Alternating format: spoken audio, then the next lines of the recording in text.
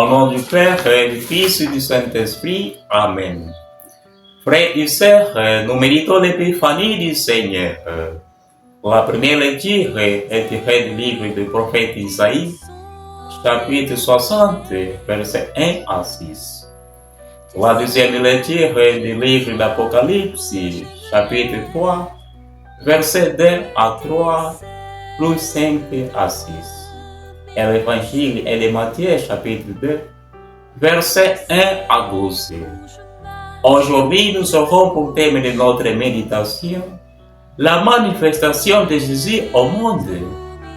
Notre mère Église invite les chrétiens à approfondir le mystère de l'Épiphanie. L'Épiphanie dans ce contexte signifie la manifestation de Jésus lui-même, non simplement au peuple d'Israël, mais Jésus se présente comme le sauveur de l'humanité. Et les trois textes nous parlent essentiellement de la révélation et de la gloire de Dieu au monde, en particulier aux païens. Le prophète Isaïe nous rappelle que la présence de Dieu apporte le renouveau et l'espérance en transformant les ténèbres en lumière. Dans la lettre aux Éphésiens, Paul parle du mystère du Christ révélé par l'Esprit. Et l'évangile de Matthieu nous raconte l'histoire des mages qui, guidés par une étoile, viennent adorer l'enfant Jésus. L'épiphanie nous approche à reconnaître et à célébrer la lumière du Christ dans notre propre vie. Ainsi comme les mages ont suivi l'étoile, nous sommes appelés à suivre la lumière du Christ qui nous conduit à travers les ténèbres vers la vérité et la vie éternelle. Cette lumière nous appelle à suivre la communion, en accueillant chacun comme frère et sœur dans le Christ. Nous devons aussi nous poser la question suivante.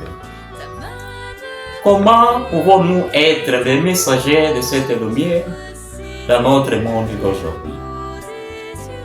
Dans nos actions quotidiennes, nous sommes invités à réfléchir la gloire de Dieu, apportant l'espoir et la transformation à tout ce qui nous a entourés. Les trois textes mettent l'accent sur l'inclusion des païens dans le plan divin, montrant que le message de Christ est universel et englobe tous les peuples et toutes les cultures.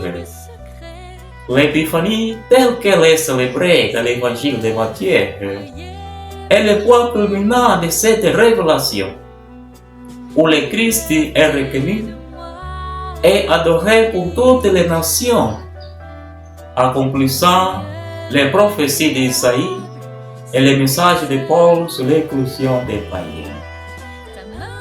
Qu'est-ce que la lumière de cette toile symbolise pour chacun de nous dans le récit de l'Épiphanie? Comment cette lumière se manifeste-t-elle dans ma vie spirituelle?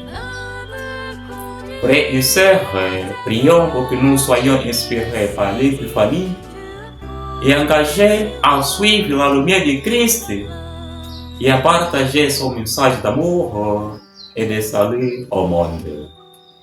Nous achevons notre prière et notre méditation en disant: au nom du Père, du Fils et du Saint-Esprit. Amen.